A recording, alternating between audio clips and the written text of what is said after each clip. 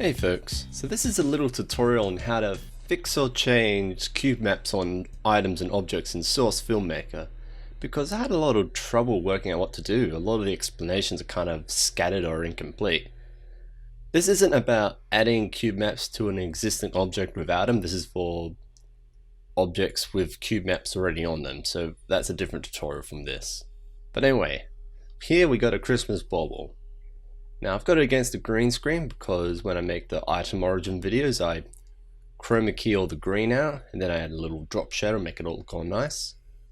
And on this particular green screen map you can turn off the green screen by going right click, draw game entities and untick other entities, which is useful if I want to check if everything's going alright, which it is not here. As you can see, it's reflecting the green of the green screen, which is not what we want. And it is also reflecting the room the green screen is in itself, I guess you could say. And that's basically not what we want either. But there is a way to fix this. If you go to the object you want to change, right click, go add override materials, right click again, show an element viewer, and select model. This will bring up all the model's properties. We want to go all the way to the bottom of the tree section here to materials, click the little plus sign to the left, and that'll bring up the textures for this particular item. So this item has two textures, a red texture and a blue texture. For TF2 items, a lot of the items only list the blue texture. The unlisted one will be the red texture. So if there's like more than two, you just got to be aware of that. Anyway, so right click the texture you want to change, go add attribute, string. This will bring up a text box. Go down to new attribute down here, select it, get rid of it, and type in $envmap, which stands for env map or environment map. That's the thing that does all the shiny stuff we want to fix. Push enter or OK, and we got the black and purple text of the checkerboard of doom rather. So don't worry, you don't have to install Counter-Strike source or anything. We've got another method.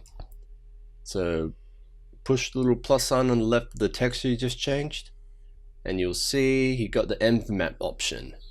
If you hop over to the data section here, you'll notice they've got an empty section that you can fill in with text.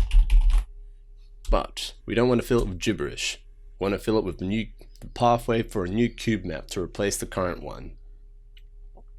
Personally, I like to use, just let me bring it up, what's his name? Hyperchaotix custom Cubemap pack. This works for like 90% of the Cubemaps I use. So that's a pretty good example here. You got like a pyro with a shiny, I forgot what it's called, rain blower. Ugh. I know what I'm talking about. I normally use the soft chrome texture, so let's use it for this item. Just select it, right click, go copy, bring up Source Filmmaker, go back to the box, paste it in, and click outside the box to confirm it, and hey presto, got a nice shiny red bauble. If for some reason it's not refreshing and not showing you the bauble, you might need to go into console. So to do that you go Windows, Console, I don't know why it's skinny, let's make it bigger, and then type in mat, M-A-T, underscore thing, reload all materials. Should pop up down here, so you just need to go down here and select it and push enter. Might take a while depending how busy your scene is, but that will reload all the materials essentially. And yeah, that's pretty much done. And that's it. That's how you get a nice Cubemap fix texture thing.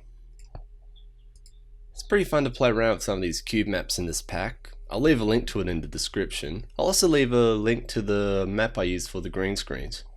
Just remember that trick of right clicking, draw game entities and select other entities, because when you load the map by default it won't load the other entities. Just something to keep in mind if you want to do something similar. Yeah, that's pretty much it. Let's play around with these cube maps while we're here. What's a Space Cube HDR like?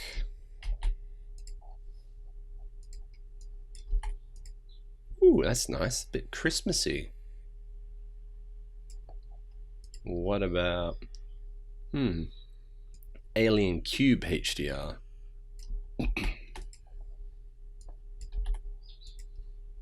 Ooh,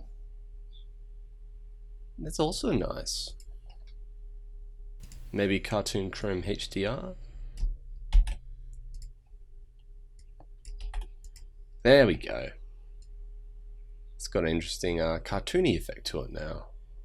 The cell shading, as it's called. Oh, yeah, that's pretty much the tutorial. I'm just playing around now. What else could we got? What's W101 Cube Light?